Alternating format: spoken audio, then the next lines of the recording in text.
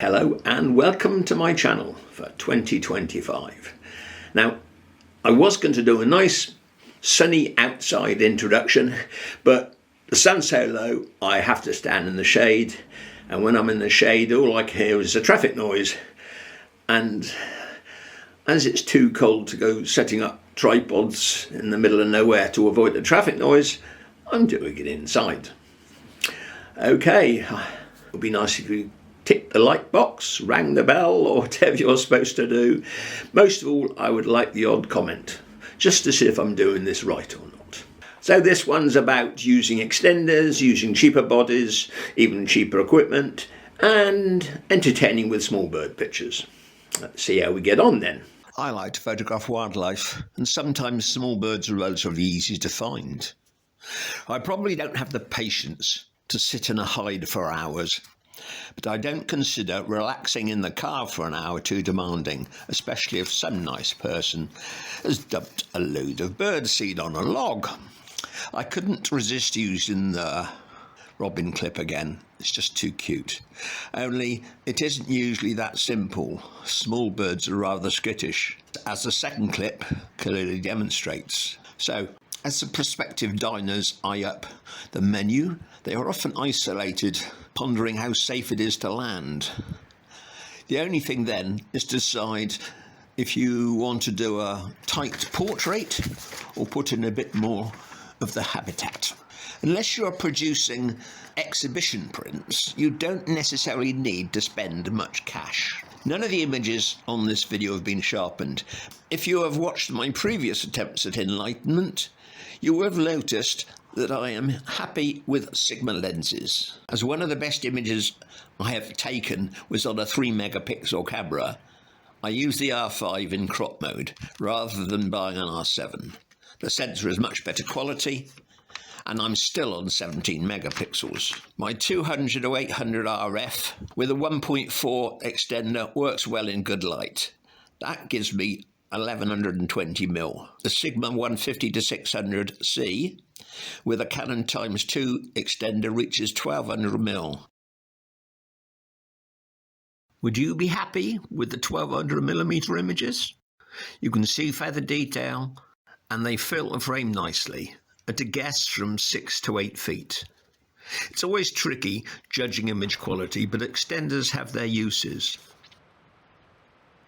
When you start examining the RF 200-800 images using the 1.4 extender, I am tempted to say they are a little crisper. Feathers are more distinct. But the blue tit I slipped in at the end makes me wonder.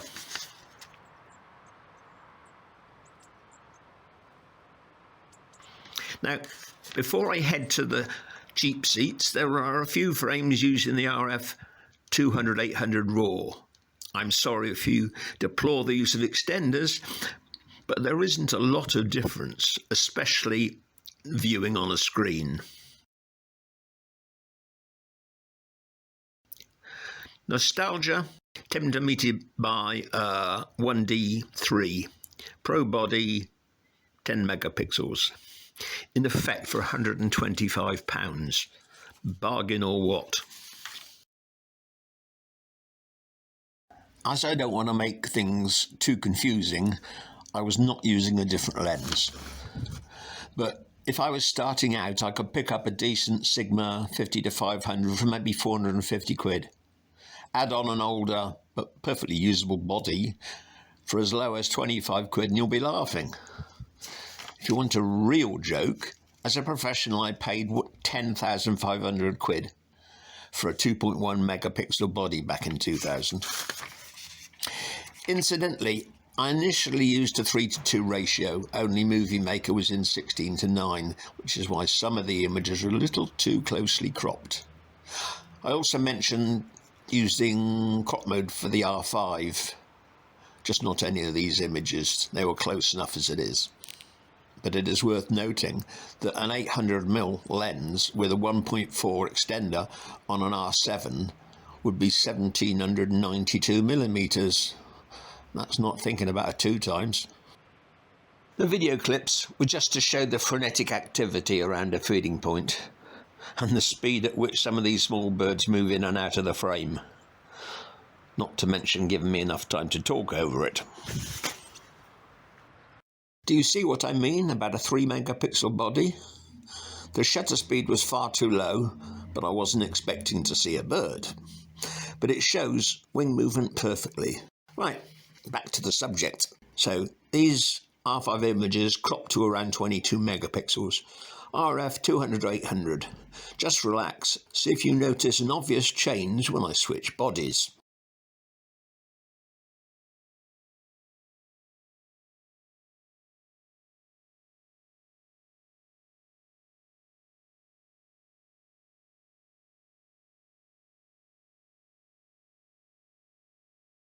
Tricky, isn't it? To show what we can be lured into with pixel greed, I have cropped a couple and worked out the sensor size if you were filling the frame, which helps explain why 10 megapixels is plenty.